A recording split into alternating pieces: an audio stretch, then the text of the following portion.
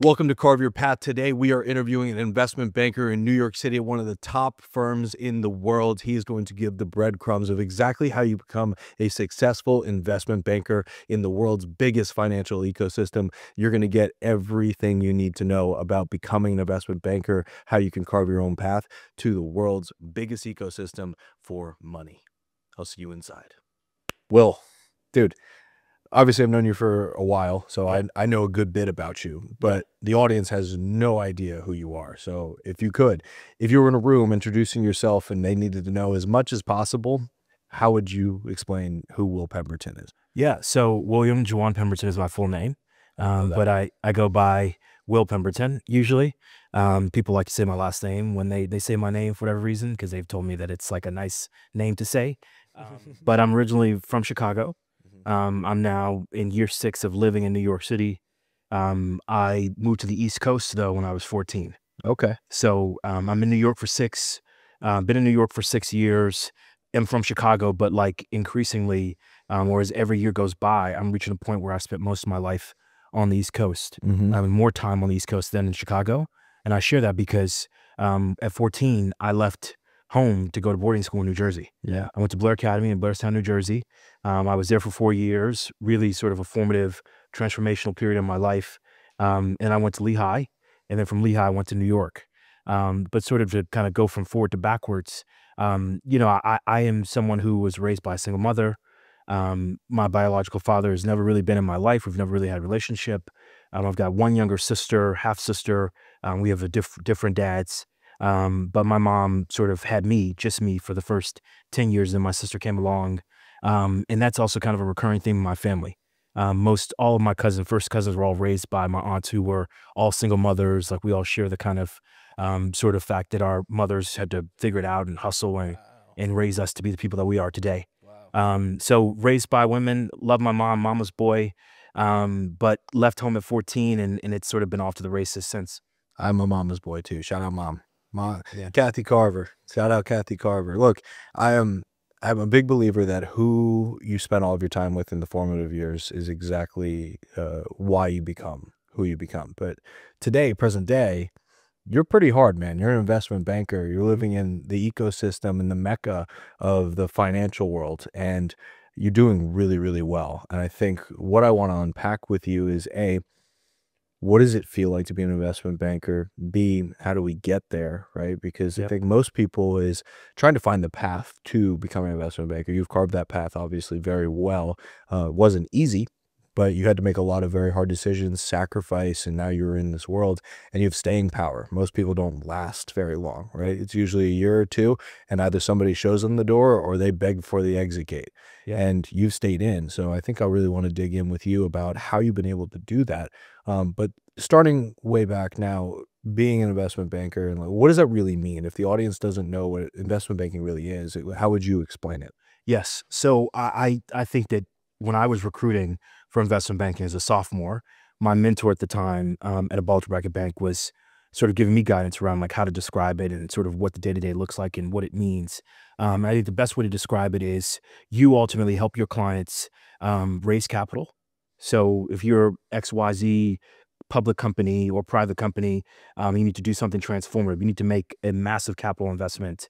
You need to do something to sort of accelerate your next phase of growth. You may need a couple $100 million. You might need $1 billion. So you go to an investment banker to raise that money. That's one thing. The second piece of it is beyond sort of raising capital to do a deal, you might have assets that you want to sell to raise capital, or you might have assets in the market that you want to purchase to expand your business, to go into that next phase of growth. And that's mergers and acquisitions.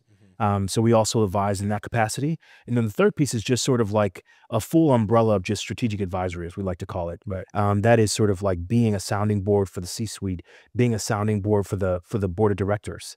So, the way to think about that third piece is that, these companies are focused on their company. right? They're not focused on the competitive landscape. Right. They're not focused on the capital markets. They're not sitting in the middle of everything. So they only think about themselves on an absolute basis. So And that's your job. that's right. It's our job as bankers to come in and remind them of like their relative performance. Are you meeting Wall Street's expectations? What are you doing that your peers aren't? What are your peers doing that you aren't? So on and so forth. So those are sort of the three legs of the stool. It's helping them raise capital, advise them on M&A, and then also giving them sort of that full picture strategically about their business. It's actually a really unique thing too, because you have to have such a wide scope. You have to understand the entire market, and you break it up, right? A banker will sit within a different division, Yep. based off the industry, right? So you were more power and resources, right? Exactly. So we like to call it, it's been called a bunch of things since I've been in the industry for almost 6 years, but now we call ourselves natural resources. Okay. So within natural resources, there are a couple of different verticals. I particularly sit within power and renewables. Okay. So it's really all things electricity. So the lights that are helping make this conversation happen right now, shine on our faces. Like there's one of my clients or some client or company in my coverage universe that is making that possible. Yeah. That sort of intangible but very tangible thing that we all live off of. And then especially so as it relates to AI and all of the data center buzz out there these days that's driving the market. So we work with companies that provide that product. That is their finished product, that they're good. Yeah. And so that kind of comes in many different shapes and sizes. It's the utility companies that you pay your bill to every month. Yep. There's just also these sort of renewables developers, we like to call them. They're the people that are creating the wind turbines and the solar panels, Yeah. the renewable form of energy that's sort of displacing natural gas and oil and gas and coal and that sort of more conventional, more carbon intensive form of fuel to create electricity. And then also you've got sort of what we call independent power producers. So these are companies of massive scale with tons of power plants all throughout the United States that effectively have built these little ATMs, basically that are printing off money because they're selling electricity into the market to power the United States. So that's the universe of client coverage that I focus on. Mhm. But again, the other verticals can be energy, which is oil and gas, ExxonMobil, Marathon, all those recognizable household names. Yeah. But that's usually coverage out of Houston. Okay. And so power and renewables is what I focus on in New York. Wow. Super interesting, because there's so many bifurcated industries that have tangential relationships, so they kind of connect with each other. Do you find there's a lot of overlap between what you do and then a lot of your counterparties that work on other industries and have to have different coverage universes? Yeah, I think recently I've seen that more so. I think at the outset of my career, it did seem sort of super niche, Yeah. and not super comparable, and there didn't seem to be direct overlap. But I think with AI and data centers and electrification of the economy, electric vehicles, and people relying more and more on electricity usage, every sector is involved in that. Yeah. So I think, today, if you're reading the news, the hyperscalers, Meta, Google, Amazon, Nvidia, like all these companies are spending hundreds of billions of dollars of capital to build data centers, Yeah. which are going to power AI, Mhm. but you need electricity. And so one of the coolest things that just happened in my sector is a deal that my team worked on is the sale of one of our renewable developer clients to Google. Google straight up bought a power company, basically. Yeah.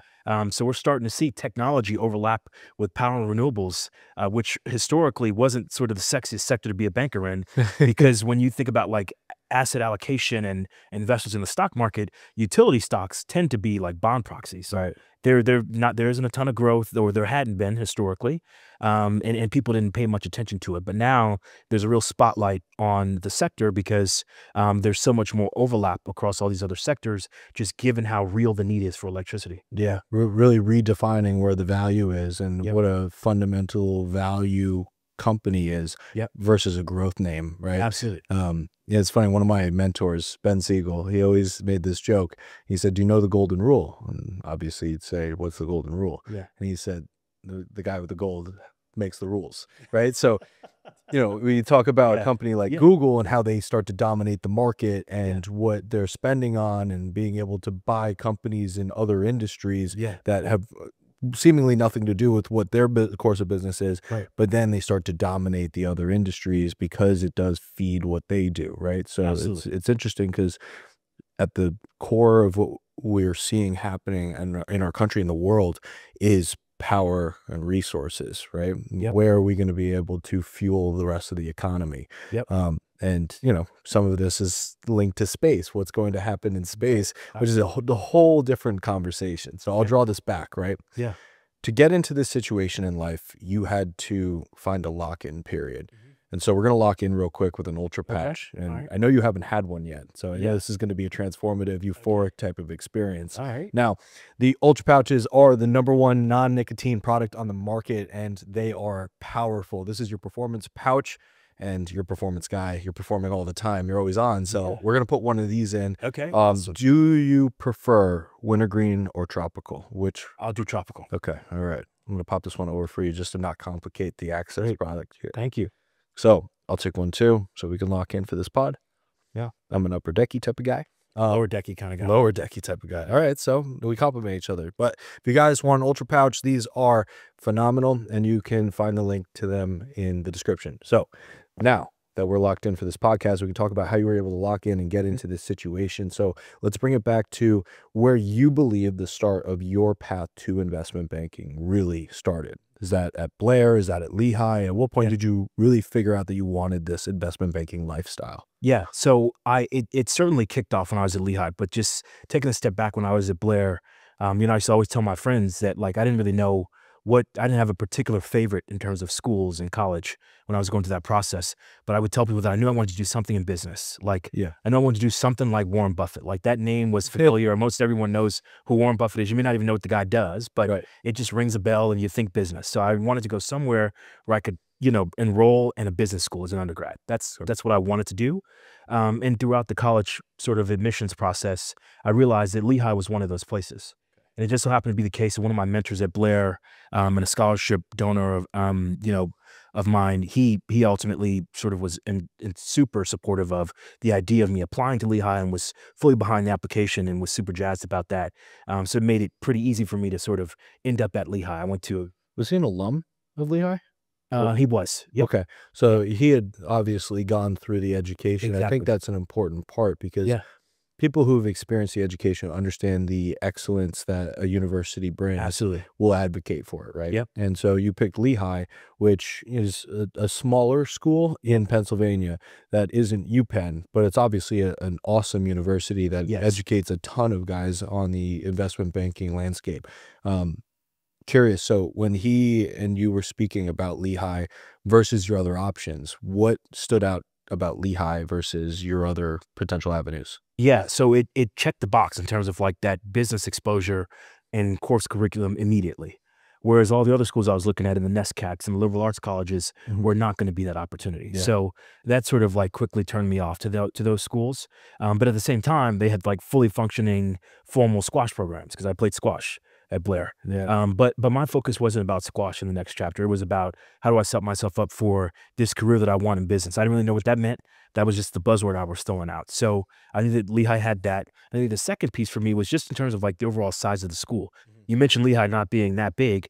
And I like to consider it to be a place where it's kind of a happy medium. Yeah. It's not as big as Penn State, but it's also not as small as some of these other liberal arts colleges in the Northeast. So going to Lehigh was a nice mix whereby I was able to see new faces every day, but also familiar faces every day. Yeah. And as someone who, grew up in my sort of adolescent years at Blair in a community where I was used to seeing people that I knew every day, I needed that to continue to be successful and to immediately sort of, get cultivated and settled into the community at Lehigh. Yeah. So you went to Lehigh based off of what you wanted to do for the rest of your life. And Yeah. I'll contrast you because I went to Salve knowing that I was a football major.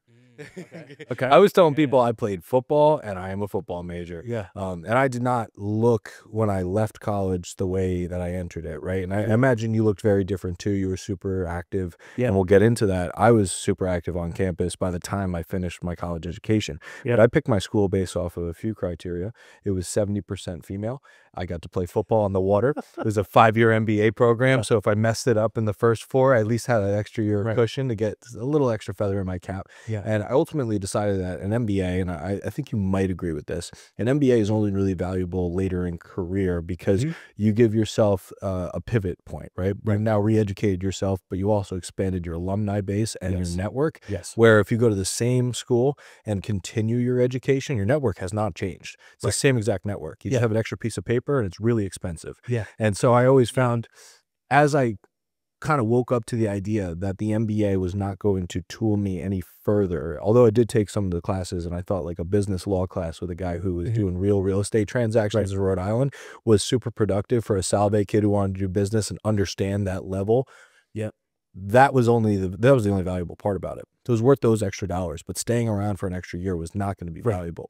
But I decided on Salve versus a Fordham, a Dickinson, there was opportunities to go to better educations for business, but it satisfied what I was looking for as, you know, an 18-year-old who didn't know really anything other than I like girls and I like football and I see the water, even though I didn't know it was going to be cold for the 9 months I was going to be there.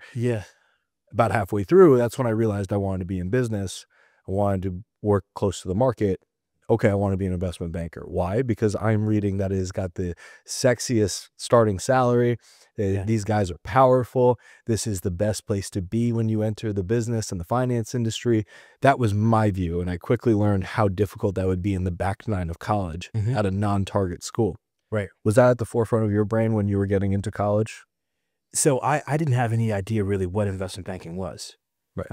So to sort of your original question around like how I ended up sort of going down this path, once I settled on Lehigh, I was there and I was just sort of solving for an internship in business my freshman year. Like I was going to these lectures, you know, led by this guy who was leading like business communications in the business school at the time, who would just tell us, you know, you're freshmen, don't worry about an internship. Freshmen don't get internships. So I'm like, okay, I guess I don't need to worry about getting an internship after my freshman year. But I was able to connect with some folks back home and was able to get a job doing consumer loan sales after my freshman year. So I got experience over the summer. I made some cash over the summer and did some sales and did client, you know, relations sort of work and things like that in that role. And then when I went back to campus as a sophomore, I was like, okay, what do I do with that? So I still didn't really know, but just through speaking to people on the board and faculty and staff, I realized that maybe pursuing a career in the Big Four accounting firms maybe made sense. So I ended up getting an internship to go to the Big Four by the end of my fall semester as a sophomore. And my thinking at that point was that, okay, this is great. I've got my first step. I'm going to go there and I'm going to get an MBA, and then I'll go and try to do investment banking or whatever, you know, other cool finance sectors are out there that I'm hearing about. But I still didn't really know what that meant. So that was my plan. And then I went back to campus second semester in the spring. And I actually ended up back at Blair Academy for the court dedication ceremony for the, you know, super successful, legendary high school basketball coach who's been there and is still there today and was a close friend of mine. And I ended up running into an alum at Blair who had kids who went to Blair. And I went up to the guy and I said, hey, I want to be you someday. That's basically what I said. Now, this is a billionaire, you know, former Goldman Sachs investment banking partner, and started his own private equity fund. So this guy's got a, you know, prestigious resume. He knows what he's doing. He's a businessman, very serious guy. And I just told him, I want to be you. And he sort of just responded by saying, okay, gave me his business card. And then a couple weeks later, he and I spoke by phone, and he was telling me that, you know, if you really like reading about all these deals that you sort of hear about on TV, on CNBC, or you like reading the Wall Street Journal, you need to recruit for investment banking. So you've got your job in the Big Four, but you need to like come up with a plan and start applying and try to get your foot in the door to get an investment banking internship, such that after your junior year, you've got that summer analyst program and then you're lined up for a full-time offer after graduation. So that's how that sort of ended up becoming the path that I was on. So the big thing there is mentorship, right? And you were very direct. I want to be you. You know, and somebody says that to you, you're like, okay. Right. But I guess at his stage in the game, he's probably heard something similar to that, but you were very direct. I think being bold in how you approached him. And then he took a personal liking to you, right? And I think building into your life different mentors is obviously important, and I want to get into who some of your mentors have been and Yeah. kind of the roles that they played and why that's so important, because mentorship's been a huge thing in my life. It's the reason why we started Savage in a Suit, because we put together high performers and Yeah. then we allow them to foster growth together as peers, but then also mentor younger guys like you and I Yeah. who didn't know what we were doing. We were just trying to Right. figure it out, right? Right. And we're aligned on simple things, fitness, finance, fulfillment. We all want to see a life that's progressive and meaningful. Right. And I think those mentors have shown us that path, right? Yeah. You always try to identify those people that they hold qualities that you really want to encompass, right? You want to harness those skills and Yeah. those Absolutely. traits. And so you imagine that these mentors need to be installed in the paths at which you are going to pursue. Yep. So obviously he made a big impression on you, and being a former Goldman investment banker is Yep. obviously super impressive, right? Yep. So now he's given you the tools to the toolbox. Like, Yep. let me figure out how it is I'm going to get into investment banking. Exactly. Now, we talk a lot about how investment banking recruiting is super rigorous. It's gotten earlier and earlier since you and I have left Yep. college, right? It doesn't seem like that far along, but Mhm. 10 years ago, nobody would be talking about getting into the investment banking route at your freshman year or sophomore year. Yeah. Most of these guys are hunting internships and doing technical prep and interview prep. Now, Yeah. behaviorals is like a huge topic, right? Yep. Like, what are some of the behavioral things that you need to be prepped for? Yeah. So if you could give me a rundown, like, what does a behavioral preparation look like, and what does the technical preparation side look like? Yeah. So I think on the behavioral front, you need to sort of show people that you're personable. You have activities you do outside of the classroom, like you're involved in the community, and you know how to build relationships. Because like so much of what you're going to be doing as an investment banker is people related. Yeah. It's all about relationships. The world is very small. You need to be able to present yourself in front of people confidently. Yeah. And then also you need to be an interesting person that people want to hang out with and talk to and get a drink with and go to dinner with. Right. So your sort of behavioral preparation needs to sort of like consist of sort of really crystallizing and articulating a clear story, Mm-hmm. and having that story ready to go. I think also they're measuring sort of your sense of integrity. Yeah. You have to have very high standards. Are you a trustworthy, honest person? Mm-hmm. They're also looking for that. So they're going to sort of throw some scenarios at you that sort of gauge how you think and sort of how you would try to get yourself out of a situation. Things like that. So I think that that's the behavioral side. And then on the technical front, it's the basics of accounting and finance, and understanding sort of the X's and O's of financial modeling. Sort of how do you do valuation on a company? If you're trying to make a decision about an investment, what are the things you need to be considering? And then do you really understand sort of like how to run all the analyses that's required? And traditionally is asked of you by a client in an M&A process. That's sort of the technical prep. So picking a stock is not work in the technical side. You can't just pick stocks and say, Yeah. the stocks I picked went up, I'm prepped. Yeah, no, that's not it. And as an investment banker, you're on the private side. So Right.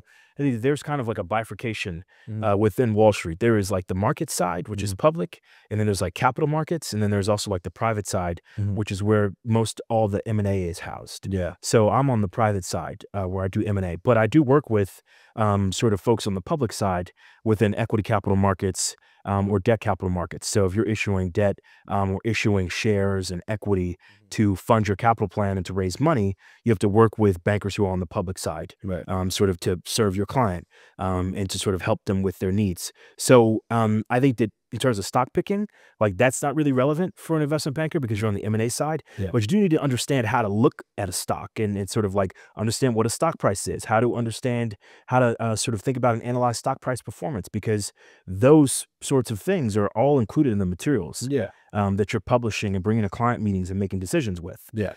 So, you're pitching a stock isn't super relevant, but you need to understand like what the implications could be if your client stock pops your client's stock pops up 20% or goes down 20%. Like, what does that mean in terms of like their broader business plan and what the market's gonna do and sort of how that's gonna impact their ability to raise capital moving forward, how it's gonna impact their credit ratings, so on and so forth. Which is the reason why our earnings reports are so important, because Yes. it dictates a lot of the numbers, right? Like Yep. the market cap, and whether they do a share buyback will determine how many outstanding shares there are and Yeah. whether they're shrinking the float. And, obviously Yeah. that's important for the intrinsic value of the company. Yeah. So they're all looped in together. I Yes. make the joke about it's not just stock picking Yeah. that preps you for getting technically prepared Exactly. for the job and for the recruiting process, Yeah. right? So we've delineated and bifurcated the process. You behavioral and you technical. Yeah. I'm missing something. So there's something else you need. No, I would just say it's those two. Yeah. So then the super day, right? Yeah. Everybody's heard about the super day. I'm sure you had Yeah. you have some good stories from your super day. Yeah. Run me through what your super day looked like. Yeah. So, and even before the super day, I think it's talked about, I think, in all the like Wall Street Oasis forums and Yeah. all the financing accounts and things like that out there. Yeah. But they don't really give you enough detail in terms of like how many interviews it is and then like how fast it happens. Yeah. So I actually had like 4 interviews before my actual super day. Yeah. So I went through a gauntlet effectively before I like then did the last full gauntlet. Yeah. So it's like a gauntlet before a gauntlet.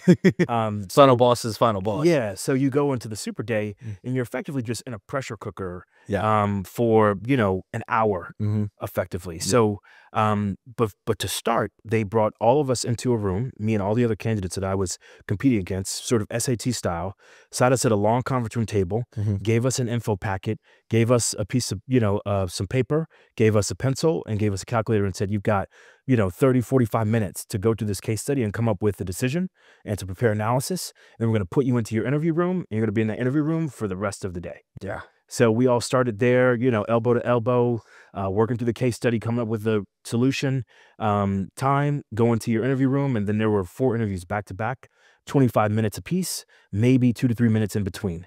So it's really rapid fire, and it's a mix of behavioral and technical questions. So someone comes in and is just asking about your resume. What's your story?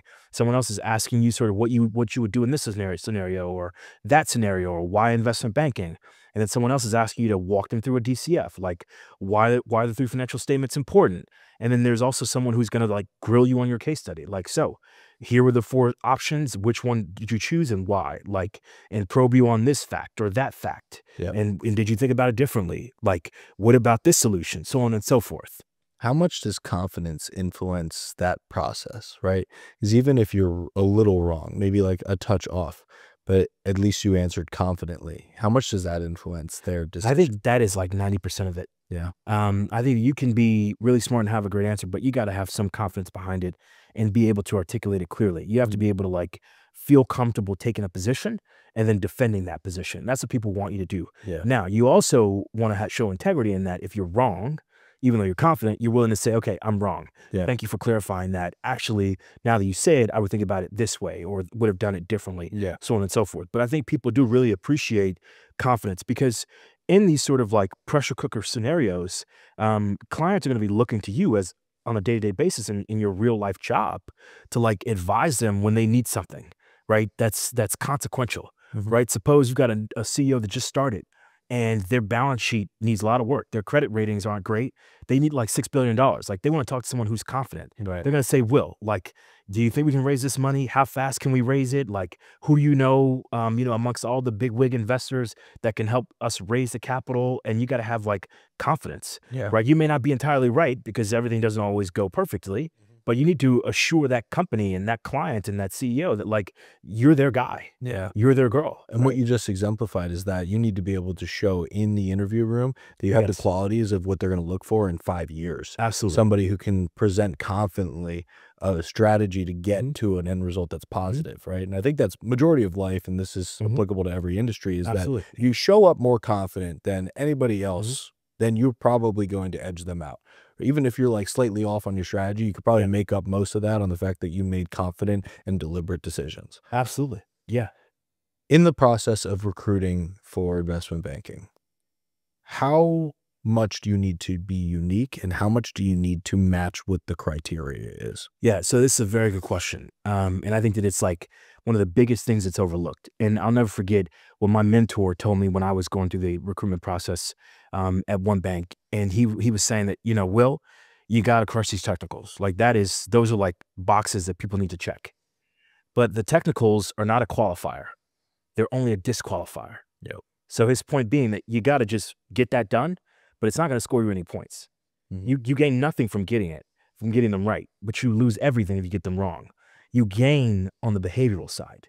Okay, so now that you checked all those boxes, like, can we see you presenting to a client in 10 years? Yeah. Can we see you like having a great attitude when you're working 12 to 16 hour, 18-hour days back to back to back, when you got to cancel your plans on Friday night or cancel your weekend plans when you're supposed to be doing a sort of fellas getaway trip or whatever, Yeah. right? Like, what is your attitude and disposition going to be? Are you going to be ready to perform? Right. Right at 9 a.m., 9:30, like our senior banker is going to see you in the office at your desk, ready to go. Like, those behavioral and tangible things are far more important in a lot of cases than the work itself. Because if you don't have those intangibles, then the work product won't shape up. No. And that's just the discipline of re-engineering the way you think about how you show up every day. And I talk about this a lot, that everything is won between the ears.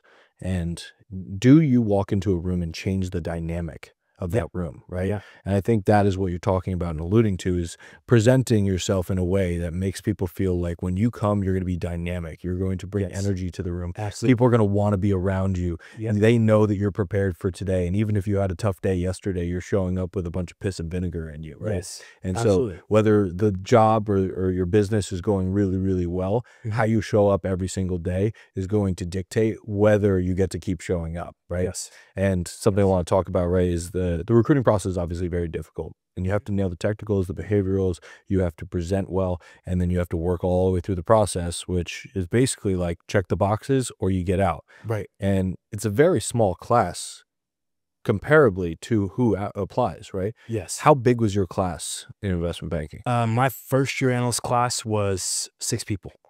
Wow. Yep. That's absurd. Yeah. That's a New York City bulge bracket bank. Yes. To think about that, one class is 6 people. Yep. And to think about the amount of students that apply and go through that process. Yep.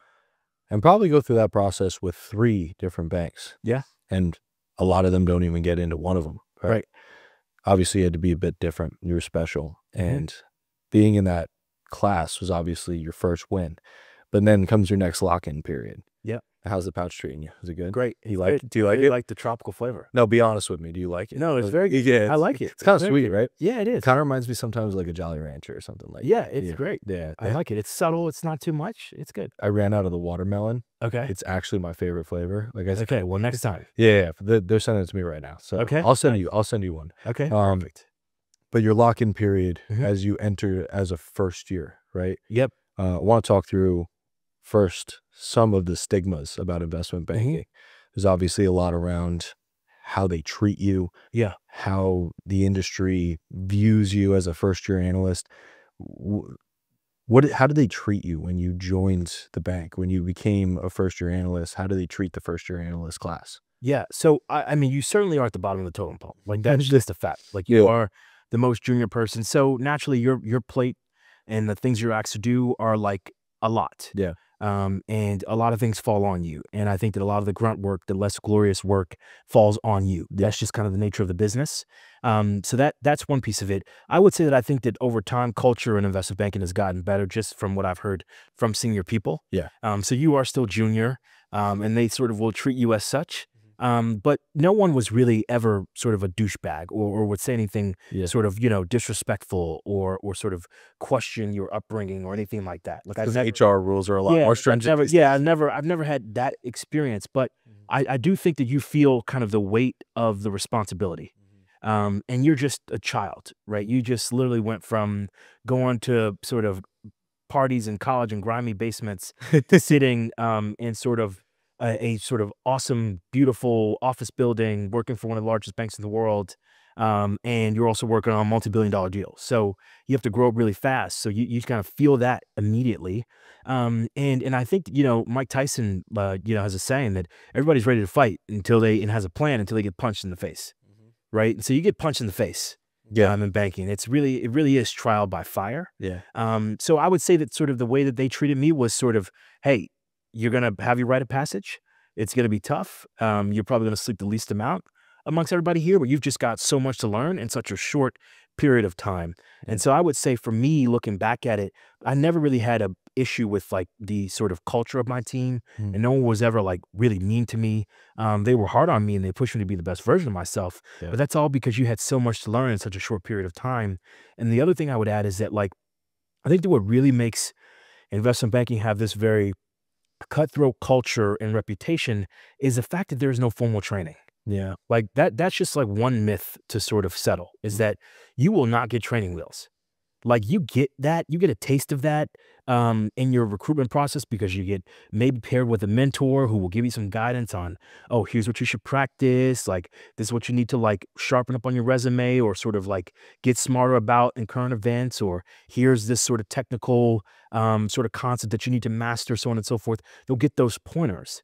But when you start full time, all that stuff goes away, because like a client's coming in the office in a week, coming to the office in a week, and a senior banker needs materials, you're on it.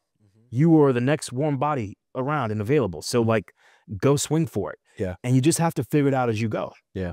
So, I mean, something I wanted to ask you, there's a lot of memes out there about don't be the first year analyst that tries to outclass the associates, right? Yeah. So how expensive your watch is, Right, you know, if you're wearing a car on your wrist and you're a first year analyst, you Yeah. probably shouldn't be doing that, right? Right. So, Yeah. obviously there's a lot of, you know, I don't know how to say it other than every investment banker is probably wearing a pair of sleds at one point in their career, right?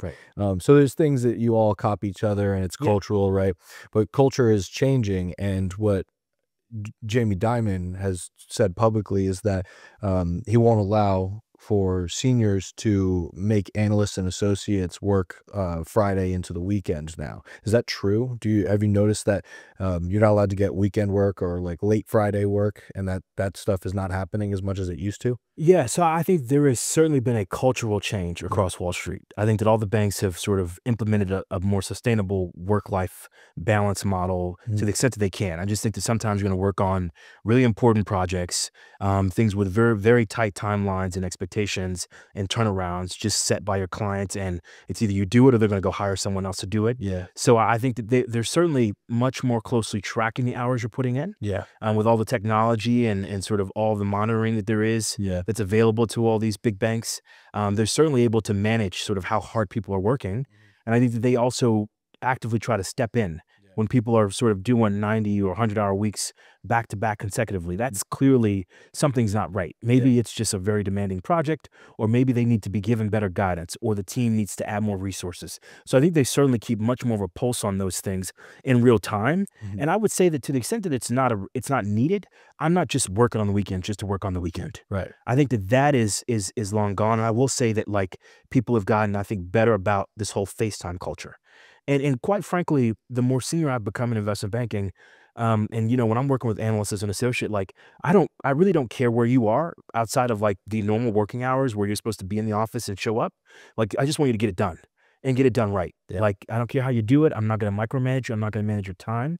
I'll give you some leeway, but it needs to be done correctly and efficiently. Yeah. This is not a work from home job where Yeah. you can just move your mouse a couple times every hour No. and make sure that your computer stays awake. Work has to get done. Yes. And I'm a big believer in that. And my side of the finance world can be very entrepreneurial if you're situated properly, right? And I think obviously there's a shift in the attractiveness of like the wealth side of the finance industry, thinking that it's much more sustainable work-life balance. I think the entire industry is becoming more sustainable in general. But to your point, if you want to be really good, like top of the industry, like our firms are, and like they expect us to be, and how the highest performers at our firms operate, there is no nights off, weekends off. It's pretty much a 24/7 job if you want to be good at it, right?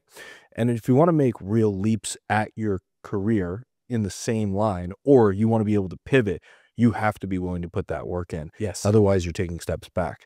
Yes. It's kind of like grow or die. Yeah, that's the way I really view it, is that unless you are compounding every day and depositing every day, these daily deposits compound into something special. Yet if you keep missing days, you start working backwards really quickly. Yeah. Now, most guys would leave investment banking to go to private equity. That's a really common shift. Yeah. And, you know, now they're starting to dip their toes into private equity firms and start recruiting investment banking recruits before they even enter the channel. Yeah. You never went the private equity route. Nope. You have not done it yet. Nope. And a lot of people do that Yep. after their second year, right? Mhm. They do 2 years and then they bounce to private equity. Usually, yeah. That's a normal channel. Mhm. What would be the decision to do that? Why would you leave after 2 years to enter private equity from investment banking? And Yeah. why did you not? Yeah, so I think I'll start with the why. One, I think there's a lot of it out there, or a lot of information and sort of influence out there in pop culture, if you want to call it that, on all the fin meme accounts and things like that, that sort of describe this path to people. Yeah. That is, do year 2 in investment banking, then everybody leaves and goes to private equity. That's what you're told Yeah. throughout the entirety of the recruiting process. So I think that that's why most people do it. I think why I did not do it is because it just seems like something that was completely antithetical to the way that I was raised. Yeah. So there were 2 principles that my mom raised me to live by. One of them being a leader and not a follower. And the other one is to do what they won't do now so you can do what they can't in the future. Yeah. So for that first point, that seemed sort of like night and day for me in terms of like my assessment of everyone sort of running for the gates and running for the exits to go to private equity after 2 years, like doing what everybody else is doing. It did not seem like being a leader to me. No. And I just quickly realized, just sort of like hearing about all the recruitment stories and sort of the things that people were going through, that it just seemed incredibly superficial. And it wasn't about people's true career growth, and more so just about like these firms just filling seats. Yeah. And the other thing I thought to myself was, if the recruitment is getting earlier and earlier and the door is revolving, then like that should tell you something. Yeah. It's not the most sustainable path.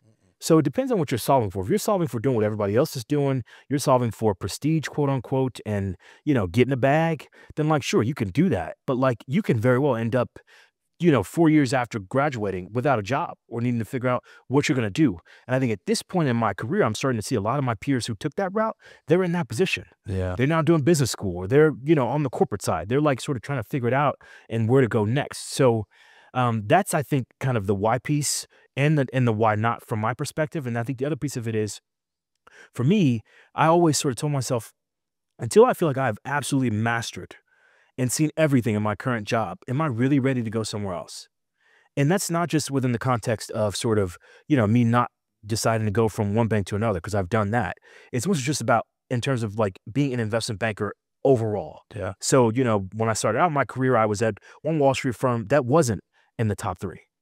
And I got my bearings and I got to start there, and, and always eternally indebted to that institution and appreciate the start that it gave me.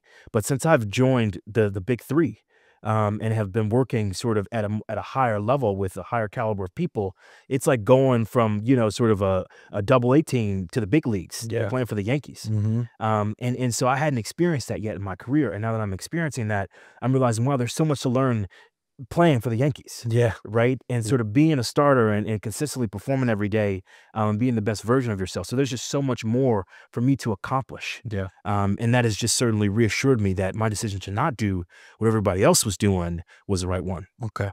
So you talked about performance, being at the top of your game, right? You're a high performer. We have the top performance pouch in our mouth. Yeah. Tell me, you have an ultra pouch in your mouth. You're a high performer. What are some of the things that you do to keep yourself at high performance? And how could somebody be a high performer in the investment banking world? Yeah. I think one of the sort of first things is show up. Show up on time before everybody else. I think that increasingly, as I've become more senior and gotten more experience in the job, I've appreciated how much value you can get out of starting the day as early as possible and getting in the office before all the chaos happens. Yep. Because it is such a people business, right? Mhm. And it's not just externally in terms of like the clients that you're working with and the expectations that they'll set, but it's also the internal clients. Yeah. Everyone is effectively reporting to the internal CEO, who is the managing director, who's at the top of the food chain, who is the face, who is the person who owns the relationship. But they're setting expectations, and you need to meet their expectations. And they're traveling, or they've got a million meetings one day in the office, or they're on calls all day. You're only going to get them for 10 minutes. Like, you need to make sure that you are in prime position to make that client happy. Yeah. And the first thing to do is show up, be ready to go, because they may pop by at 9:30 looking for you. Yeah. That may be the only time they can really talk about something. Yeah. And if you're strolling in at 11:30, 12, then you just missed the boat. Yep. And so now you're going to be playing catch up. You're not going to be in the groove. You're not going to be in the zone. So I like to just get in as early as I can. and be, butt in the seat, ready to go. Yeah. Because the other piece of it on the show up thing is like with investment banking, no 2 days are the same. No. Like I would like to think I go in and know, from 9 to 5 what my schedule is going to be. I could come up, there could be a new project that comes up. There could be a whole new work stream that gets presented to us on a deal I'm working on that's been sort of steady Eddie, the same thing, vanilla every day. And you need to show up and be in position for battle. I think the other piece of it is be curious, read a lot. In my free time, I read a ton. I go on Instagram like everybody else. I don't do TikTok because I think it's just brain rot and the algorithm is too good. But I read a lot. Like I have the Wall Street Journal, I have New York Times, I have Bloomberg, I read the New York Post. Like of all those news apps, I'm probably spending too much on subscriptions, but I love that stuff. I'm a junkie for it. Financial Times, Business Insider. Yeah. I'm always reading, being curious, and just learning things about people. What are people doing in my industry? What are people doing in other industries? And I also love to watch podcasts. Yeah. So I like to watch some of this stuff happen on YouTube and sort of hear from industry leaders and successful executives, sort of how they got to where they are, sort of what some of their pain points were, and sort of even listen to a lot of the CEOs in banking, do interviews and things like that. So I'm always trying to learn and read up because I just think it keeps you well versed and balanced. And I think you also are able to take a step back from the work and see the big picture. Like I think you can only produce client-ready materials when you can sort of put yourself in your client's shoes. So if you think about a senior banker, right, like you're going to meet with a CEO, like what is on that CEO's mind? Probably supply chain, geopolitics, politics domestically. Like, are you reading up on that stuff? Are you aware? Yeah. Like, are you able to sort of have an answer? Should that come up in the conversation? Yeah. So it's showing up and being curious and read. Yeah. I talk about this a lot, and I'm not a huge book reader. I'm candid about that all the time. I have ADHD. I have to read pages back twice. But I do digest a ton of information, a ton of info, read articles. I get curious about a lot of different tangential industries and how things interconnect. And I always advise that students who want to get into position to take these career paths in finance need to be able to create the connections, right? If you have no understanding how things are intertwined and how they may have relations, direct and indirect, then you don't know the picture. And they're going to be able to blow holes in something you try to say if you're trying to sound smart. But if you can't back that up with a bit of anecdotal evidence of something you took from something else, Right. then you have no staying power, no foundational awareness of what you're actually talking about, right? Now, you talked a lot about the deposits that you made and the decisions that you make on a daily to show up your best self. But we haven't talked at all about sacrifices that you have to make, both to enter the industry and then to be a high performer and to live this lifestyle. I know you're not currently in a relationship, and that's obviously something that takes a back seat too. Walk me through quickly how like sacrifices played a role into your success. Yeah. So I think that, when you take a job like this, you appreciate that there's unpredictability and you're not always going to get 8 to 10 hours of sleep every night. And that's okay for me because I am sort of a busybody. I think I need like high intensity, incredibly intellectually stimulating work to sort of feel useful, like I'm being productive and doing something. So it's the perfect job for me. And then also, like I said earlier, no 2 days are the same. And that's good for someone who is showing up, like looking for something to do and ready to sort of like challenge themselves and wrap their mind around some new complex issue. And so I think that sacrifice come through the form of like not sleeping as much, not going out as much during the week with friends.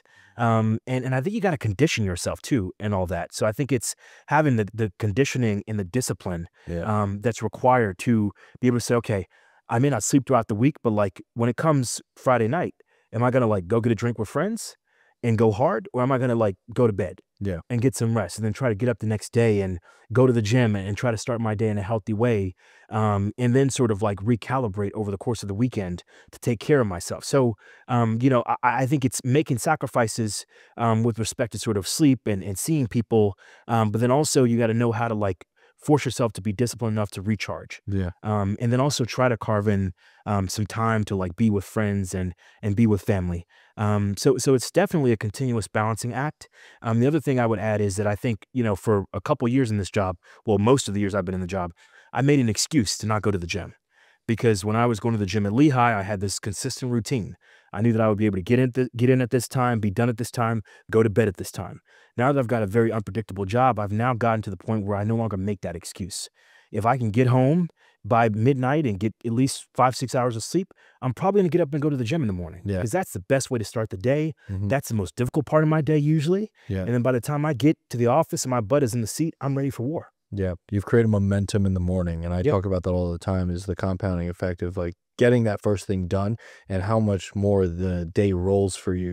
You've tackled the hardest thing, and that's getting up out of bed, putting on workout clothes and pushing your body. Yep. And then the endorphin effect, right? You're releasing hormones that are stimulating, that allow you to get awake for the day, right? And I think, I told you earlier, I was out late last night. I didn't have a chance to get enough sleep to go lift weights. And I'm a bodybuilder. I love training. That's my happy place. It's where I center the savage, so to speak. Yeah. But I have to center the savage in some way, even if I'm strapped for time. So that was 20 minutes on the Stairmaster with the laptop, reading what's going on in the markets. Market moved up a ton today. Yeah. Made today a lot less stressful. Yeah. Right. And I think for me, that's how I ensure that stress doesn't compound. And, I take a ton of supplements, and I'm somebody who plays around with like methylene blue and trying to biohack my body into a way. I use Elite Living, which is the telehealth medicine company that gives me my blood work every month, or every quarter rather, and supplies me with supplements every month. And one of the things I take is like methylene blue. So I'm really focused on oxidative stress. And something that was just brought up while I was reviewing my labs with the health consultant and the doctor is that my stress levels have been a lot higher lately. Now, that's because market volatility. That's because work volume. I was traveling, which then made me compress how much time I had. So that meant I had to work a lot harder in a more intense manner and sacrifice sleep. Yeah. And so understanding that oxidative stress for somebody who is working in a high pressure job or industry is going to be enormously higher than the person who works a normal 9 to 5. Absolutely. And so you do have to manage your health and focus on sleep and recovery. And that's something that I've really rooted myself in, that I do need to take a step back when I'm pressing, right? Seasons of life where you lock in and you push the ante and you try to get a lot out of your time, and then you limit how much you sleep, then re-engineering that. I think that's why I've done blood work historically on a quarterly basis the last 2 years, because it's reconfigured the way that I treat my body. Right. I used to be, the football player who banged his head against the wall and worked out 6 days a week, jamming caffeine down my throat and doing whatever I could to get into the gym as much as possible, regardless of sleep. Yeah. And now, after, playing the game of ruining my hormone optimization, right? I didn't optimize for performance. I optimized for activity, which is an entirely different game. Yeah. Activity does not mean you're being productive. Right. Right? Productivity comes from having that balance and the persistence to make those decisions, to treat your body right and to treat your mind right, and make sure that you are at peak performance. That's why I think that's important. And I think it's important for people to take that next level of medicine, take that next level of optimization, and do that recovery work, right? Absolutely. I think that's why the modern industry is becoming a lot better, a lot safer. This industry is getting better. So even though there's certain hard things about investment banking and about finance in general, there's become more balance. Yeah, I do agree with that. Yeah. There's a path here that is very trackable. There's a path that's paved for a lot of people. Yeah. And now that we're in this level of the industry where a lot has already been done to establish that we need to create balance, we need to have a work hard environment, we need to have a hard work culture. But you and I both like to have fun. You and I have gone out together. You're a fun guy. One button undone, another button comes undone. We're ripping towels around. And I think that's what life's about, right? Is knowing how you can play hard and how to work hard and establish a life that's fulfilling. And I think what you just explained today is like how investment banking really could be the path for somebody if it is what they want, right? Absolutely. And what I try to impact people with is picking a path that feels aligned with who they are, right? Yes. And once it doesn't feel aligned, it stops serving you. You have to serve yourself and your soul so that life feels meaningful, regardless of what the dollar amount attached to what you do every day is. It has to be something you love to do. Absolutely. The reason why you do what you do is you're fulfilled and you're enjoying the process. Me, I love my life. It's really hard for me to get torn away from the work, the people, right? That's why I'm rooted in what I do, is because there's always a name attached. There's always a result attached for somebody in everything that I do. And I'm sure you feel similarly that like if you're incentivized to have a positive outcome for somebody else and you're getting paid to do that, it's a pretty nice life. Absolutely. I totally agree. Well, you've done a phenomenal job of explaining the path. I really appreciate you coming on Carve Your Path. I'm impressed by you. Always have been. You've been a good friend. As little as we get to see each other just from, basically across the street. Yeah. I know you're working, and I just want to commend you for obviously the path you've taken, the way you've been able to figure it out, and for coming on here and giving me all the information that everybody else who wants to take this path, who would say to you, I want to be you someday. Yeah. They now know most of what they need to know. The other 10% is the uniqueness that we talked about earlier. Yes. How do you figure that out for yourself, right? Absolutely. Yeah, Thank you very much for having me. This has been a great conversation. awesome, dude. Well, thanks for coming on. Let's go get dinner. Sounds good. All right.